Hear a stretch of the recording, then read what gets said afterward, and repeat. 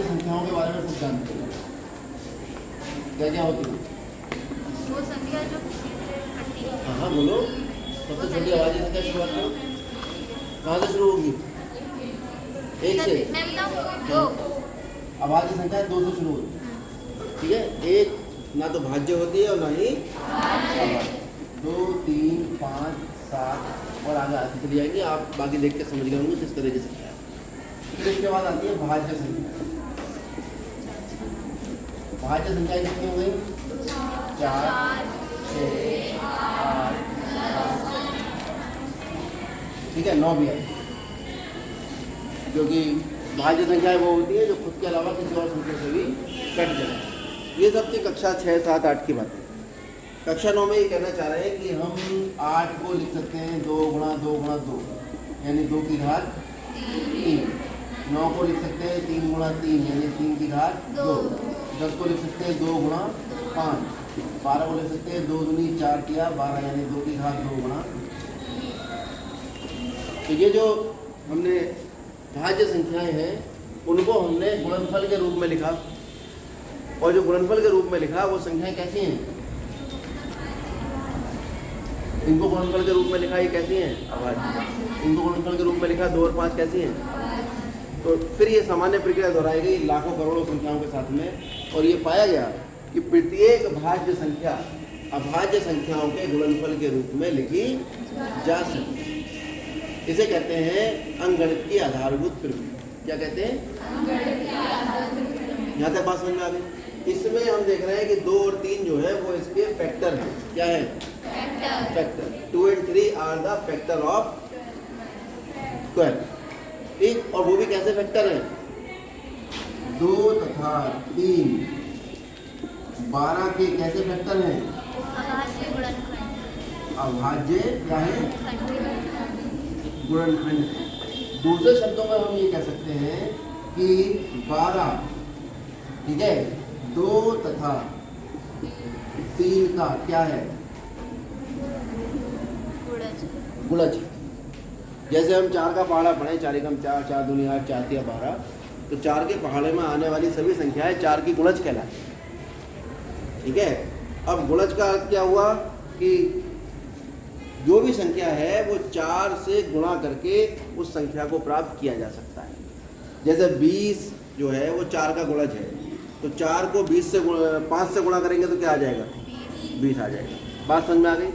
एक संख्या का गुणज समझ में आ गया, संख्या के फैक्टर यानी गुणनखंड समझ में आ गए। अरे सबको समझ में आ गए, ठीक है। जैसे हम बात करें 24 के गुणनखंड बताओ जरा। 6 बिल्कुल ठीक, और 3 हाँ ठीक है, 3 हाँ 8 या 24, और 12 बिल्कुल ठीक है, और 2 और 24 खुद। 24 खुद। और आपसे कहा जाए 24 के अभाज्य गुणनखंड बताइए। 24 के अभाज्य गुणनखंड, ये पंखे बंद कर दो।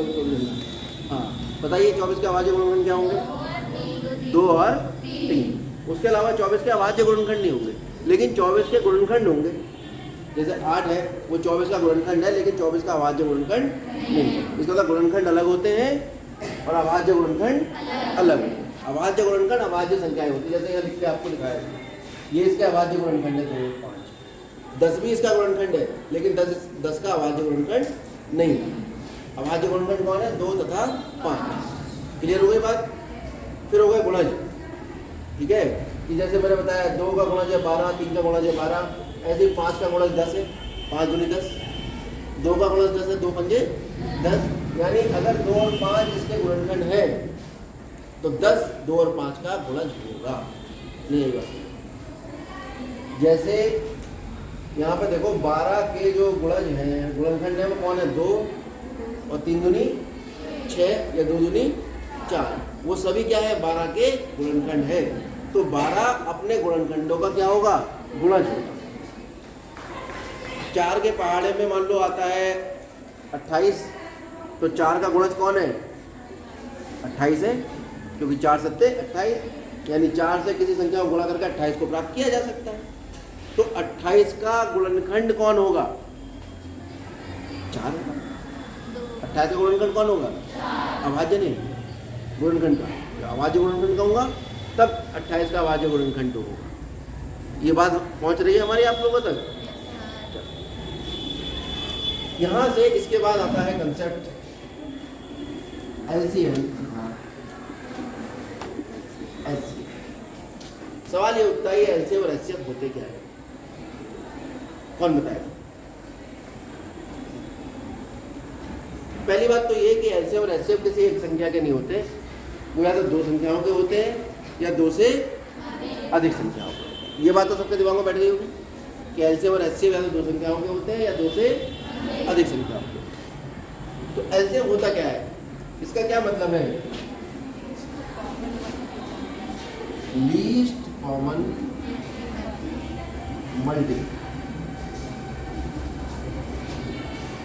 या साधारण भाषा में अगर मैं कहूँ, तो हिंदी में अगर मैं कहूँ, सबसे छोटा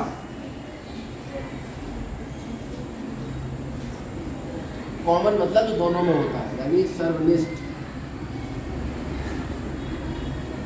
और मल्टीपल का मतलब होता है गुणज, सबसे छोटा सर्वनिष्ठ गुणज। और HCF क्या होता है? हाईएस्ट कॉमन इसे फैक्टर। कहते हैं highest common factor. Highest common factor क्या हुआ? सबसे बड़ा सर्वनिष्ठ गुणनखंड।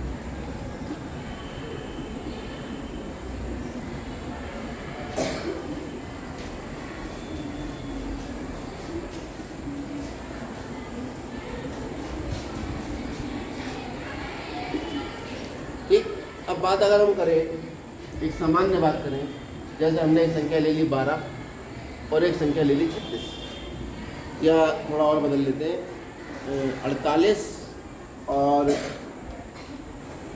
24 और 36 ले लें। कौन कौन सी संख्या ली हमने? 24 तथा 36 के बारे में विचार करें। और छोटा कर दो, चलो छोड़ो, दिमाग में क्या जोड़ लें। 4 और 6 के बारे में बात कर लेते हैं, अब तो सबकी समझ में आ जाएगा। 4 और 6 के बारे में सब जानते हो? कितने बच्चे 4 और 6 के बारे में नहीं जानते? तुम? तो सबसे पहले लिखिए 4 के गुणनखंड। 4 के कौन? क्या क्या होंगे? अभाज्य की बात नहीं कर रहा हूँ, किसकी बात कर रहा हूँ? गुणनखंड। क्या क्या होंगे? 2 और 6 के गुणनखंड। 2, 3 और 6। अब मैं आपसे कहता हूँ कि इनके बताइए HCF। HCF क्या होता है? HCF मतलब सबसे बड़ा सर्वनिष्ठ।